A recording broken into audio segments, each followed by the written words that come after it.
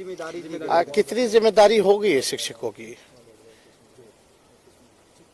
क्या क्या जिम्मेवारी है, हम तो आपसे पूछना चाहते हैं।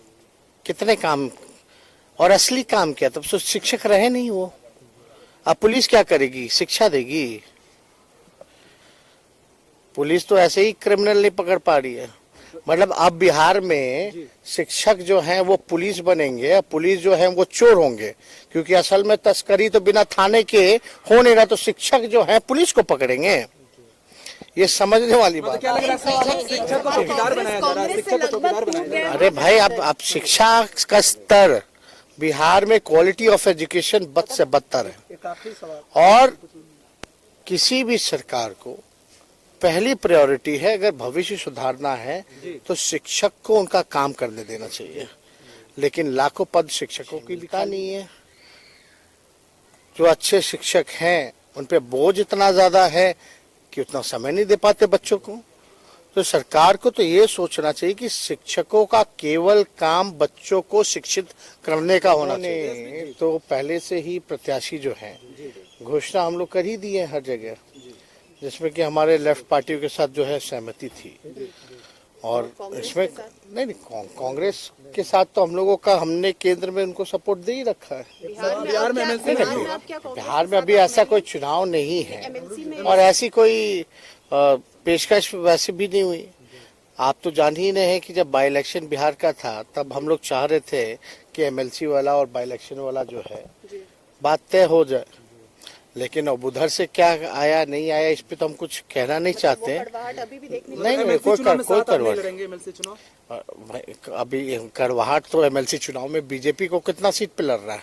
13 सीटों पर घोषणा कर दिया। 13 सीटों। नीतीश कुमार जी 11 सीट। तो भाई पहले क्या चल रहा था उन लोगों का? इक्वल सीटों तो वहाँ असली और मुकेश जी को कितना मिला और मांझी जी को कितना मिला? तो बुलाएंगे। अरे भाई वो अलग बात है ना, बुलाएंगे। हम लोग का अपना बातचीत है, हम लोग अपना बात किए हैं। हम लोग भी पार्टी जो चाहते हैं कि हम लोग फले फूले नहीं है ना। और हम लोग जो चीज को लेकर के आंदोलन नहीं बल्कि गांधी मैदान में महारैला, बेरोजगारी महारैला जो करने वाले हैं, तो ये तो उसी का पार्ट है। लेकिन तो असली लड़ाई, क्योंकि नहीं बंद नहीं हुआ है, बंद जो भी कारण हो, बेरोजगारी खत्म हो गई क्या? लोगों की परेशानी, दुख दर्द खत्म हो गया क्या? और ये तो हम लोगों का घोषणा था कि भाई मकर संक्रांति हो जाए उसके बाद जो हम लोग करेंगे। फिर बीच में कोरोना की स्थिति आ गया था। लेकिन वाकई में सरकार जो है कहीं भी ध्यान नहीं दे पा रही।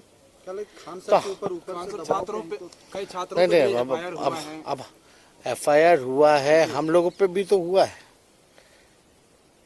अगर आपको अधिकार पाना है, इस तानाशाही जो लोग बैठे हैं सरकारों में, तो वो तो आपके ऊपर मुकदमा करेंगे, आपको दबाएंगे, आपको कमजोर करने का प्रयास करेंगे, मजबूर करेंगे।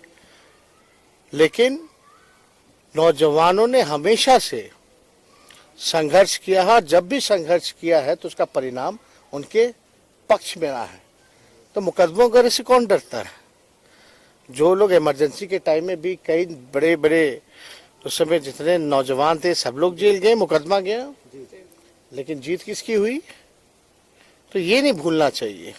केस मुकदमे से डरना होता तो आज हम लोग घर पे छुप के बैठे होते, ना कि बीजेपी और आरएसएस और जो मुख्यमंत्री हैं जो तानाशाह रवैया अपनाते हैं नीतीश कुमार जी, उनके प्रति खुल के लड़ते। रेल मंत्री ने कहा है कि कमेटी गठित किया गया है, रिपोर्ट दिया जाएगा। अरे सब आई वॉश है भैया।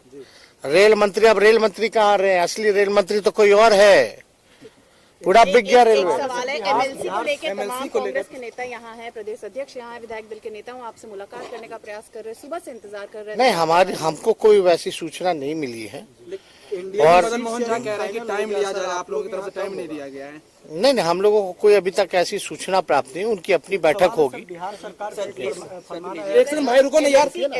एमएलसी चुनाव क्या महागठबंधन एक साथ लड़ने जा रही है? जाती सवाल है कि एमएलसी चुनाव में क्या सच में गठबंधन नहीं होगा कांग्रेस और आरजेडी का, क्योंकि भ्रम ने पैदा होना चाहिए, स्पष्ट रूप से चल जाए। नहीं, अब देखेंगे। तो राष्ट्र अध्यक्ष